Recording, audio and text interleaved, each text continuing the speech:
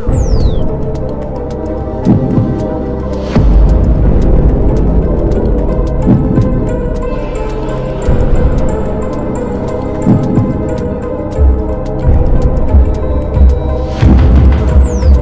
सभी को सादर प्रणाम। आज एक बार फिर से हमारे साथ हैं राजनीतिक विश्लेषक क्लेराम तोमर जी। आज इनसे बात करेंगे। तोमर जी, ये जिस प्रकार से लोकतंत्र के मीडिया जो चौथा स्तंभ है, मीडिया पे और दो बड़े बड़े राजनीतिक घराने हैं उन पे, और बाकी जो भी सोशल एक्टिविस्ट हैं, आरटीआई एक्टिविस्ट हैं, उनके जासूसी का जो प्रकरण चल रहा है, कि इसको किस प्रकार से देखते हैं आप? नहीं, देखिए, जिस तरीके की जासूसी हो रही है यह बिल्कुल लोकतंत्र के खिलाफ है और लोकतांत्रिक प्रक्रिया में नहीं आता है, क्योंकि सरकार है और सरकार जासूसी कराती है, चाहे भाजपा सरकार हो या कांग्रेस की सरकार हो। लेकिन वह जो जासूसी कराती थी वो अपने राजनीतिक जो नेता हैं सिर्फ वहीं तक सीमित थी वो, और वे भी उनके मोबाइल टेप नहीं होते थे उनके, और ना उनके परिवार वालों के होते थे। वो सिर्फ उनकी राजनीतिक गतिविधियों को देखने के लिए वो जासूसी कराते थे। वो जब प्रक्रिया शुरू से ही है। लेकिन अब जिस तरह का ये स्कैंडल आया है, ये जिस प्रकार से आप बता रहे हैं कि कराते, तो वो तो एक इस प्रकार से हो गई, ये तो एक प्राइवेट जासूसी हो गई कि अगर मुझे आप पे शक है तो मैं आपके पीछे कोई बंदा छोड़ देता हूँ। वो तो एक प्राइवेट इशू हो गया। अब एक प्राइवेट कंपनी विदेशी कंपनी से फ़ोन टैपिंग करके और उनके किसी भी की भी घरेलू बातें सुनना कहाँ तक उचित? नहीं, आप जो समझ रहे हो वह ऐसा नहीं है। जो पहले जो चाहे कोई भी सरकार हो, वो सरकार जासूसी के बिना नहीं चल सकती। लेकिन सब राजनीतिक जो लोग होते हैं उनके घर के पास में कौन मिलने वाला आ रहा है और पार्टियाँ उनकी क्या गतिविधियाँ, सिर्फ उस पर जासूसी सरकार करती थी। उस पर जैसे आपके इंटेलिजेंस ब्यूरो, आईबी वाले हैं, रा वाले हैं, सीबीआई वाले हैं, यहाँ तक कि प्रधानमंत्री की भी जासूसी होती है, गृह मंत्री की भी जासूसी होती है। रा वाले प्रधानमंत्री की भी जासूसी करते हैं, वो गृह मंत्री प्रधानमंत्री करते हैं, प्रधानमंत्री गृह मंत्री की करते हैं, क्योंकि ये प्रक्रिया चली आ रही है। लेकिन वो सरकारी तंत्र है, सरकारी तंत्र है वो, क्योंकि उसके बिना कोई सरकार चल नहीं सकती। पूरा इतिहास देख लो, पहले तो राजा खुद ही जासूसी करते थे, अपने इलाकों में घूमते थे, रात को भी घूमते थे भेष बदल कर।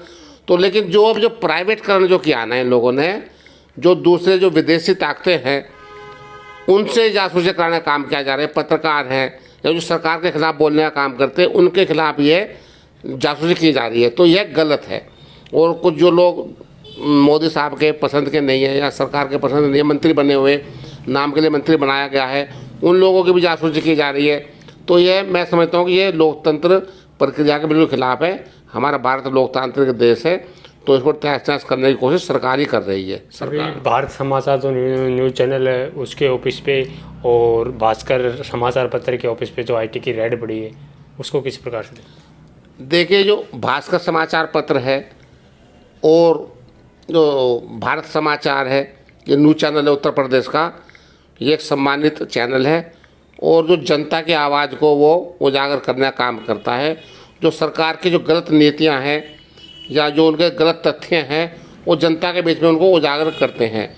मैं समझता हूँ कि ऐसे जो तरीके सरकार अपना रही है कि जो सरकार के खिलाफ बोलते हैं, सरकार के जो गलत नीतियाँ उनको जनता के बीच में उजागर करते हैं, जो सच सामने लाते हैं, उनके यहाँ पे छापे मारना ये लोकतंत्र के बिल्कुल खिलाफ है ये। और ये लोकतंत्र जो है इसको तहस नहस करने की कोशिश की जा रही है। चौथा स्तंभ इसको कहा जाता है। लेकिन चौथे स्तंभ में भी कुछ ही लोग पत्रकार हैं जो ईमानदार से काम कर रहे हैं, जैसे दैनिक अपना जो भास्कर है और क्या नाम है समाचार, अपना भारत समाचार है, ये बहुत अच्छे चैनल हैं और समाचार पत्र हैं। ये जनता की आवाज़ बनकर काम करने का काम कर रहे हैं।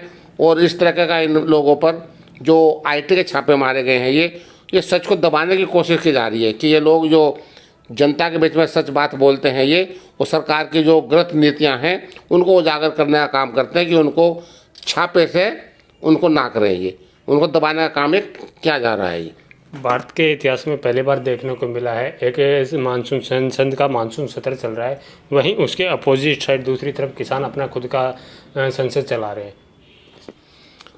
नहीं, तो जो संसद चला रहे हैं तो किसान भी चलाएंगे अपनी, क्यों? जो अपने बात जो उनको कहना है वो सरकार उस बात को नहीं सुनना चाहती है, उसके मंत्री उसको सुनना नहीं चाहते हैं, प्रधानमंत्री सुनना नहीं चाहते हैं, तो अभी नई संसद तो बनाएंगे किसान भी। जैसे नाटक किया जाता है तो नाटक के तौर पर या व्यंग किया जाता है, या जो हास्य अभिनेता है वो अपने बात को बोलते हैं, वो ये सारों सारे बोलते हैं। तो इस वजह से जो किसान लोग संसद बैठी है वो अच्छी बात है, उन्होंने अपने बात को जनता के बीच में बोला है। अपने उन्होंने एक मंत्री बनाया और मंत्री ने, मैंने सुना कि उन्होंने इस्तीफा भी वहाँ पर दिया है कि वह किसानों की बात को जो अमल नहीं कर पाए या उनकी समस्या थी उनका हल नहीं कर पाए। तो ये डमी प्रोग्राम जो चलते रहते हैं तो चलने भी चाहिए ये, क्योंकि जब सरकार सुनती नहीं है तो उसको एक माध्यम जनता के बीच में लाने का होता है। और उसी माध्यम से फिल्में हैं, ये फिल्में क्या, फिल्में भी आज हकीकत ही हैं, वो जो जनता के बीच की हकीकत बात होती है उसको आज फिल्मों के द्वारा भी दर्शाया जा रहा है। तो किसानों का जो आंदोलन है ये, इस पर भी सरकार को गौर करना चाहिए और जो उनकी समस्या है उसको समाधान करना चाहिए, क्योंकि यह सरकार तानाशाही सरकार है। ये इस सरकार को समझना चाहिए कि जब किसानों के हित में आप बता रहे कि ये हमने कानून बनाए हैं, वो किसान नहीं चाहते कि हमारे हित में ऐसे कानून बने, तो मैं समझता हूँ कि सरकार को इन कानूनों को वापस लेना चाहिए और नए तरीके से सोच समझकर, किसानों की भी राय हो उसमें, वैज्ञानिक भी है हमारे और सामाजिक लोग भी हैं, उन सब से तालमेल करके सलाह मशवरा करके ऐसे कानून बनाना चाहिए जिससे देश का भी भला हो और किसानों का भला हो।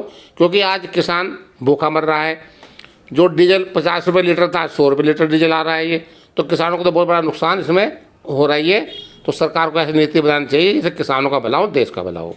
एक के तरफ तो प्रधानमंत्री मोदी जी और कृषि मंत्री कहते हैं कि हम किसानों के बातचीत के लिए ये तैयार हैं, और दूसरी तरफ भाजपा सांसद का जो महिला सांसद है मीनाक्षी लेखी, उनका कल एक बयान आता है जिसमें वो कहती हैं कि ये तो मवाली है, किसान नहीं।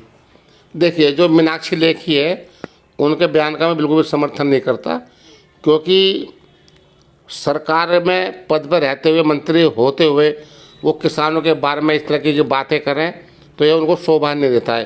क्योंकि वह किसान नहीं है और ना गांव के पृष्ठभूमि से वो आई है, वो शहर की है, दिल्ली की है, वो उसके ससुर भी यहाँ पे वकील थे, हाई कोर्ट के वरिष्ठ वकील थे वो भी। तो उनको ना उनकी समस्याओं का पता किसानों की, ना उनके परिवार का पता कि किस स्थिति में किसान रहते हैं, उनका परिवार रहता है, उनके बच्चे पलते हैं, बढ़ते हैं, किस तरह रात दिन वो मेहनत करते हैं। जब सारी दुनिया सोती है, किसान का परिवार रात को वहाँ पे जाकर पानी लगाता है, फसल उगाता है। इन लोगों को तो मालूम भी नहीं है कि सब्जी कहाँ से आती है, कैसे आती है। लोग रात रात भर जाकर इन लोगों के लिए फलों का इंतजाम करते हैं, सब्जियों का इंतजाम करते हैं, खाने का इंतजाम करते हैं। तो इस तरह की भाषा उनको नहीं बोलनी चाहिए, तो मैं इसका समर्थन नहीं करता। मैं आप एक राजनीतिक विश्लेषक हैं और जिस प्रकार की आज के टाइम में राजनीति चल रही है, कभी एक मंत्री कहता है कि किसानों से बातचीत के लिए तैयार है, दूसरा का बयान आता है कि ये मवाली है। वहीं इन भाजपा सरकार पर, तो केंद्र में सरकार है, उस पर जासूसी और समाचार पत्रों के ऑफिसों तक रेड के करवा रही हैं। तो इसको किस प्रकार की राजनीति मानते हैं? देखिए, मैं समझता हूँ कि जो राजनीति है, इतना बुरा समय इस समय चल रहा है कि जो भी सरकार के खिलाफ बोलता है या मोदी साहब के खिलाफ बोलेगा वह देशद्रोही है। आप जो मर्जी अपराध कर लो और भारतीय जनता पार्टी का आप चले जाएंगे, आपको सर्टिफिकेट ईमानदार का मिल जाएगा। लेकिन जो भाजपा के खिलाफ बोलेगा, सरकार के खिलाफ बोलेगा, उसको परेशान किया जाता है, उसको देशद्रोही करार दिया जाता है। तो यह जो चल रहा है, ये इस तरह के हालात नहीं होने चाहिए, क्योंकि प्रधानमंत्री के लिए, सरकार के लिए पूरी जनता एक होती है, तो उसको जनता के हित में काम करना चाहिए। लेकिन यह सरकार बदले की भावना से काम करती है। भारतीय जनता पार्टी बदले की भावना से बात करती है, काम करती है। अभी जो उत्तर प्रदेश में अभी जो भारत समाचार पर जो छापेमारी की गई है, वह भी उसको डराने के लिए, धमकाने के लिए ऐसा किया गया है कि आप सरकार का पक्ष लो, जनता का पक्ष ना लो। लेकिन मैं सलाम करता हूँ, सल्यूट करता हूँ इस समाचार जो है अपना भारत समाचार के टीम को, ब्रजेश मिश्रा को और वीरेंद्र सिंह जैसे इनके सभी साथी जो पत्रकार हैं, बहुत बड़ी ईमानदारी से जनता की आवाज़ को उठाते हैं, वो सरकार के नाकामियों को जनता के बीच में लाते हैं। तो मैं ऐसे चैनल को सल्यूट करता हूँ। और भास्कर भी, और राष्ट्रीय अखबार है, वह भी पूरे तरीके से जनता के साथ है, जनता की आवाज़ बनकर वो काम कर रहा है। जो भी गलत नीतियाँ सरकार की होती हैं उनको उजागर करने का वह काम करता है, चाहे कार्टून के द्वारा हो, चाहे वह उनके न्यूज़ के द्वारा हो। तो बहुत अच्छा काम ये कर रहे हैं। लेकिन सरकार दमनकारी नीति अपना रही है, इस सरकार को हटाना बहुत ज़रूरी है। तो मैं तो मानता हूँ कि अभी एक विकल्प शुरू हो चुका है, वो ममता बनर्जी के रूप में हो या शरद पवार के रूप में हो, एक एक गठबंधन बनेगा और 2024 में इनसे सरकार को इनको हटाना पड़ेगा, इनको ये हट के चले जाएंगे ये। जी धन्यवाद। दिल्ली से आशु कुमार के साथ अनूप कुमार की रिपोर्ट।